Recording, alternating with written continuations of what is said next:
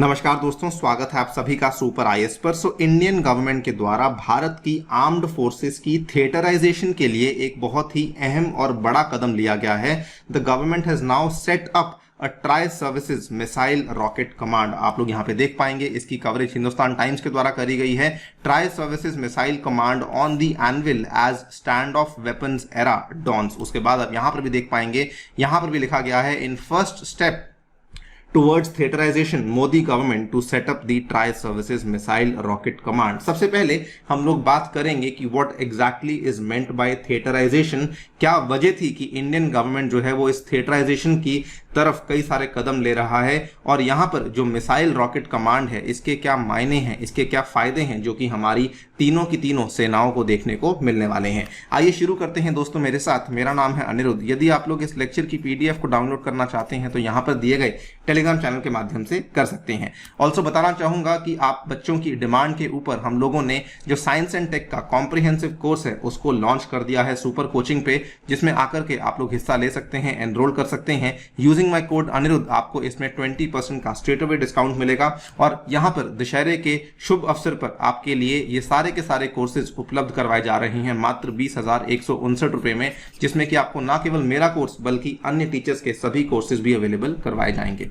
All right, सो आज से 4 दिन पहले की बात है, भारत के नए सीडीएस को नियुक्त किया गया था, चीफ ऑफ डिफेंस स्टाफ को नियुक्त किया गया था। जनरल अनिल चौहान ने यहाँ पे बेसिकली चार्ज लिया था इंडिया के नए सीडीएस के तौर पे। जैसे ही इन्होंने चार्ज लिया, Indian government was very very clear on the agenda for the CDS. उन्होंने कहा that general Chauhan will now spearhead the theatrisation drive to utilise the military's resources for future wars and operations. And as expected just 2 दिन के बाद इन्होंने तीनों जो हमारे सेनाओं के मुखी हैं उनको बुलाया, एक मीटिंग करी, और उन्होंने वहां पे कहा कि हम लोगों को जो थिएटर कमांड्स का क्रिएशन है उसके लिए यहाँ पे जल्दी से कामकाज शुरू करना होगा। और यहाँ पर before we talk about the missile rocket theatre command, पहले हम लोग समझ लेते हैं कि थिएटराइजेशन बेसिकली क्या होती है।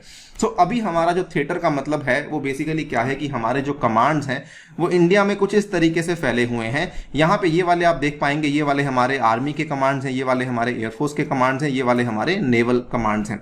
लेकिन द प्रॉब्लम इज कि ये वाले जो कमांड्स हैं, ये वाले जैसे फॉर एग्जांपल आर्मी का कमांड है, it is headed by an officer from the army, this is headed by an officer from the air force and this is headed by an officer from the navy.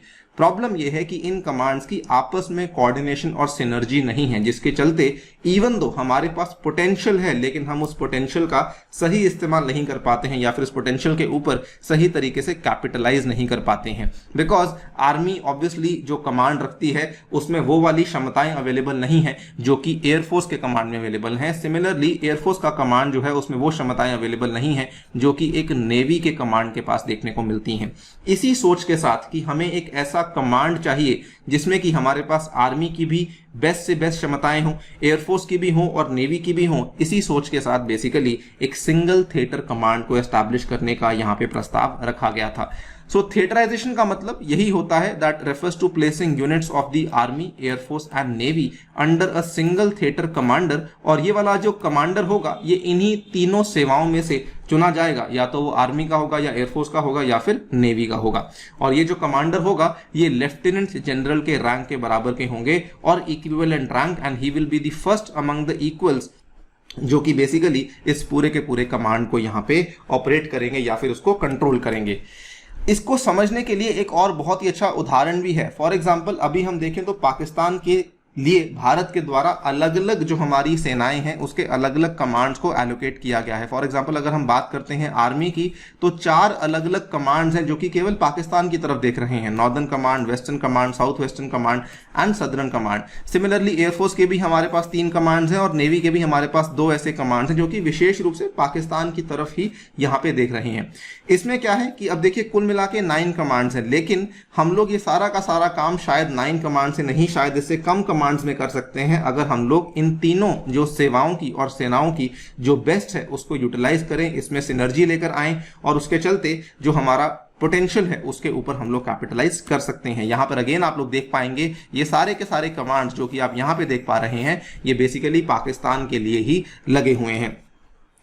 एक और कारण जिसके चलते यहाँ पे Bharat theatrisation की तरफ जाने का प्रयास कर रहा है वो ये भी है कि दुनिया के जो बड़े बड़े जो देश हैं जिनके पास बहुत बड़ी बड़ी स्टैंडिंग आर्मीज हैं वो भी असल में इसी थिएटर कमांड्स के कॉन्सेप्ट को ही फॉलो करती हैं। फॉर एग्जांपल चाइना की बात करें तो चाइना में आपको 5 थिएटर कमांड्स देखने को मिलते हैं। चाइना एरिया वाइज इंडिया से बहुत बड़ा है, लेकिन उसके बावजूद भी जो उसके कमांड्स हैं इंडिया में 17 है, चाइना में केवल आपको 5 देखने को मिलते हैं, क्योंकि उन्होंने इसको इंटीग्रेट किया हुआ है। फॉर एग्जांपल यहाँ पे नॉर्दर्न में आपको आर्मी, एयरफोर्स और नेवी तीनों मिलेंगे, वेस्टर्न में सिमिलरली, उसके बाद सेंट्रल में, उसके बाद ईस्टर्न में, उसके बाद आपको सदर्न में भी सेम देखने को मिलेंगे। नॉट जस्ट दिस, बल्कि अगर आप देखें तो यूएस में भी ऐसा ही है, रशिया में भी ऐसा ही है। तो दुनिया की जो बड़ी बड़ी आर्मीज है ना वो भी एक्चुअली इस थिएटराइजेशन के कॉन्सेप्ट को ही फॉलो करती हैं।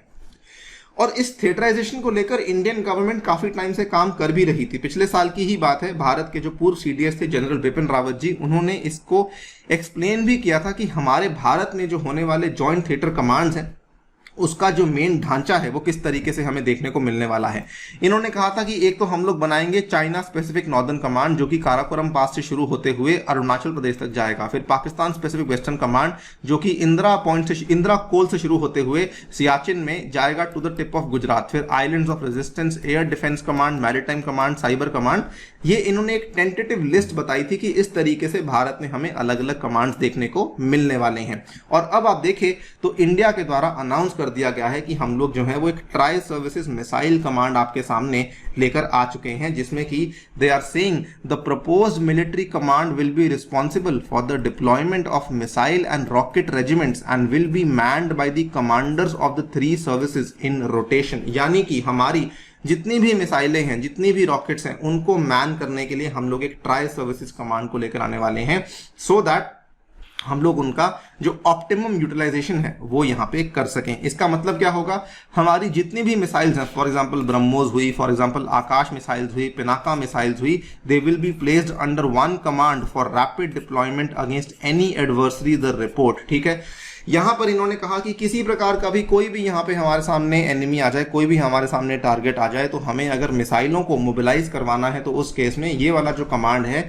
वो यहाँ पे इसकी जिम्मेदारी को संभालेगा। इसका प्रपोजल अभी क्यों लाया गया है? प्रपोजल लाने के पीछे मेन पर्पस यहाँ पे चाइना है। 2020 से जो हमारा सीमा पे गतिरोध चल रहा है चाइना के साथ, उसी चीज के चलते यहाँ पे ये वाला जो कदम है उसको यहाँ पे लिया गया है। बिकॉज अगर आप देखेंगे तो चाइना जो है वो ऑलमोस्ट इस मॉडल को काफी लंबे टाइम से फॉलो करता आया है। तो proposal to set up a missile command has been moved in the aftermath of the May 2020 east Ladakh stand off. और दूसरा कारण यहाँ पर यह भी है, जिस तरीके से यूक्रेन में फिलहाल रेड आर्मी के द्वारा जो रॉकेट्स और मिसाइल्स का इस्तेमाल किया गया है वो भी असल में इसी तरीके का एक कमांड उनके द्वारा बनाया गया है, जिसके चलते इंडिया ने भी इसको अब एस्टैब्लिश करने की बात करी है। फॉर एग्जांपल चाइना की बात करें तो चाइना ने अपने डेप्थ एरियाज में जो अक्साई चीन के इलाके हैं वहां पर इन मिसाइलों को तैनात किया हुआ है। सो वहां पर ऐसा नहीं कि वहां पे आर्मी है या एयरफोर्स है या नेवी है, वहां पर बेसिकली एक इंटीग्रेटेड कमांड है जिसके पास आपको सब तरह के मिसाइल्स और रॉकेट्स देखने को मिल जाते हैं। जैसे ही उनको मालूम पड़ता है कि हमें इसको फायर करना है तो वहां पे उसको फायर कर देते हैं। ऐसा नहीं कि वहां पे आर्मी देखती है फिर आर्मी एयरफोर्स को बोलती है या फिर एयरफोर्स देखती है तो नेवी को बोलती है, जी नहीं, उस तरह का वहां पे टाइम डिले नहीं है। वो डायरेक्टली उनके पास रिपोर्ट आती है ऑफ एन एडवर्सरी और डायरेक्टली उसको फायर कर देते हैं। बल्कि इतना ही नहीं, चाइना ने बल्कि तिब्बत और जो सिंकियांग जिसको हम लोग जिंजियांग बोलते हैं, तो उन इलाकों में भी अपने रॉकेट रेजिमेंट्स को डिप्लॉय किया हुआ है, जिनका काम केवल रॉकेट्स और मिसाइल्स को ही डिप्लॉय करना है। उनका काम यहाँ पर ये नहीं कि हम लोग आर्मी या एयरफोर्स की वेट करेंगे कौन हमें बताएगा तब जाकर के हम लोग ये फैसला लेंगे। सो यहाँ पर जो टाइम है काफी उसको कम करते हुए बेसिकली उन्होंने यहाँ पर अपना ओवरऑल जो एफिशिएंसी है उसको काफी इंप्रूव कर लिया है। ये भी बताया जा रहा है कि ये वाला जो पूरा का पूरा आपका रॉकेट या मिसाइल कमांड होगा, this will be similar to the space command जो कि इंडिया ऑलरेडी एस्टैब्लिश कर चुका है। आज से 4 साल पहले की बात है, सन 2018 में इंडिया के द्वारा एक डिफेंस स्पेस एजेंसी को एस्टैब्लिश किया गया था, which is a tri service agency of the Indian armed forces, जिसका मुख्यालय आपको बेंगलुरु में देखने को मिलता है। और इसमें भी आपके जो अधिकारी हैं वो आपको तीनों branches of the armed forces से देखने को मिल जाते हैं। बाय द वे आपको बताना चाहूंगा कि इंडिया के पास ऑलरेडी एक ट्राई सर्विसेज कमांड है जिसका नाम आपने सुना होगा, that is the Andaman Nicobar command. This is the first and the only tri services theatre command of the Indian armed forces which is based eight port Blair. और अब हमारे पास जो है वो सिमिलर तरह का हमारे पास मिसाइल रॉकेट कमांड भी आने वाला है। बाय द वे, जो स्पेस कमांड है वो एक्चुअली अभी तक कमांड नहीं बना है, उसको केवल डिफेंस स्पेस एजेंसी के रूप में बनाया गया है, लेकिन फ्यूचर में इसको स्पेस कमांड के रूप में बनाने का पूरा प्रयास भी किया जाएगा। आप यहां पे देख सकते हैं, this is the logo of the tri services commands of India. ये हमारा लोगो है और बहुत ही अच्छे तरीके से इसको डिपिक्ट किया गया है तीनों की तीनों सेवाओं के द्वारा। यहां पर आपके नेवी के लोग हैं, आर्मी के लोग हैं, उसके बाद यहां पर आपको एयरफोर्स के लोग भी देखने को मिल जाते हैं। आपको कैसी लगी ये वाली डेवलपमेंट जो कि हमें देखने को मिली है, डेफिनेटली बताइए हमें कमेंट सेक्शन में। जाने से पहले आपको एक बार फिर से बताना चाहूंगा कि टेक्स्ट बुक आपके लिए लेकर आया है सुपर कोचिंग, जिसके चलते आप लोग अपने घर बैठ के इंडिया के बेस्ट यूपीएससी इंस्टीट्यूट्स की मदद से अपनी तैयारी को बूस्ट कर सकते हैं। इसमें आपको हमारे द्वारा भी लेक्चर्स अवेलेबल करवाए जाएंगे, जैसा कि मेरा साइंस एंड टेक का कोर्स आपको ऑलरेडी अवेलेबल करवा दिया गया है। और दशहरे के अवसर पर आप सभी चीजों को अवेल कर सकते हैं only in 20,159 rupees using my code Aniruddh. Thank you so much for listening, stay tuned and stay safe.